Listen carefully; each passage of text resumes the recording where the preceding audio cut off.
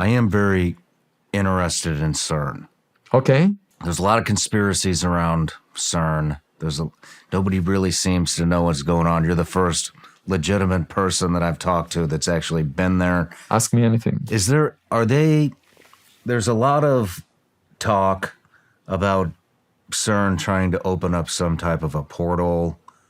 Is there any... I want to talk about, you brought up CERN. What are they doing there? There's a lot I actually visited CERN. You visited CERN? Yeah, because they invited me to give a public lecture just a few months ago. And it was a very fun visit to go through the various experiments that they have there. They smash particles at very high energies. They create antimatter. I was there to discuss extraterrestrials. And it was interesting to see what they are doing, but at dinner, when there were a number of high net worth individuals that came to dinner and sat with me, and out of a group of about a dozen people at dinner, 2 of them said that they saw some unidentified objects, very unusual objects. For example, one of them said that 20 years ago, he saw a giant object in the sky that was moving so fast that it could move faster than fighter jets that were chasing it at the time. Of course, he didn't have any record of that.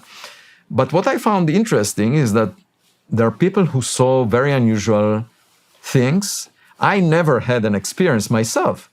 But as I said, I'm curious, so it raises my interest. And that's what the Galileo Project is all about. We're trying to collect evidence in the scientific way and figure out whether there are things in the sky that we cannot explain. And the point is that, that the sky is not classified. The US government has a day job, which is national security. So obviously they're monitoring the sky, looking for things that may belong to adversarial nations that are spying on the US. But if something came from outside the solar system, that's not part of their day job. That's my day job as an astrophysicist. So if they say that they looked at 99% of the objects, as the All Domain Anomaly Resolution Office is saying right now in the Pentagon,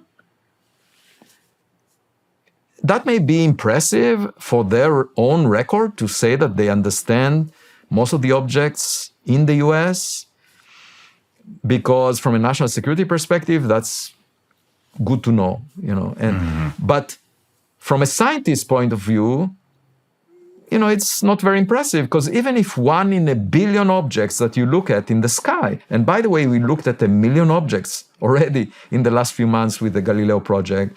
We built an observatory that monitors the entire sky all the time. So even if 1 in a billion happens to be from outside of this Earth, it will be a huge message to deliver to humanity that we are not alone. There is something out there. So I'm really interested in the rare objects. Obviously, there is a lot of crap in the sky that we produce, balloons, drones, airplanes. These are boring as far as I'm concerned. If I see a bird, I'll be happy to give all these images to a zoologist. If we see in the Galileo Project, we see Chinese balloons, happy to deliver all this information to Washington. These are boring objects as far as I'm concerned. I just want to see if there is anything else that is not familiar. And, it's a matter of being curious. Why should we have an opinion without seeking the evidence? We should look for the evidence and figure out what's out there. If we find a tennis ball in our backyard, we will know that the neighbor plays tennis. Great point. Before we get too into the Galileo Project, I am very interested in CERN. Okay. There's a lot of conspiracies around CERN. Nobody really seems to know what's going on. You're the first legitimate person that I've talked to that's actually been there. Ask me anything. There's a lot of talk about CERN trying to open up some type of a portal. Is there any... No, I mean, if there was, actually the situation right now with the Large Hadron Collider is that aside from finding a prediction made in the 60s to be correct, which was the discovery of the Higgs boson, we haven't... The discovery of the what? The Higgs boson. There was a particle that is really fundamental to the standard model of physics. It gives all the particles their masses. And it was realized that such a particle should exist by several independent groups, but one of the original authors of the papers that were written about it back in the 60s, his name was Peter Higgs. He just passed away recently. And so it's called the Higgs boson, as if it's called after him. Initially, his paper was not accepted for publication, and then he wanted, because he just talked about some symmetry, and then he refined it to make it a little more edgy, so that it will be accepted for publication, and mentioned the fact that the model predicts a particle. And now the particle is called the Higgs boson. Boson is a type of particle that actually likes to be in groups of other particles in exactly the same state. For example, the photon is the particle of light is a boson, in the sense that if you put a lot of photons together, they actually enjoy that, in the sense that that's what a laser is. A laser is a lot of photons in exactly the same state, the same frequency, the same phase, and that's why a laser beam is so powerful. But the other type of particles, they are not so social. They are called fermions, after Enrico Fermi. The name bosons is after Bose, Indian physicist. So fermions are particles that do not allow others of their type to be in the same state. So the electron is a fermion, and an electron does not allow another electron to be in the same state, the same energy, the same moment, the same place.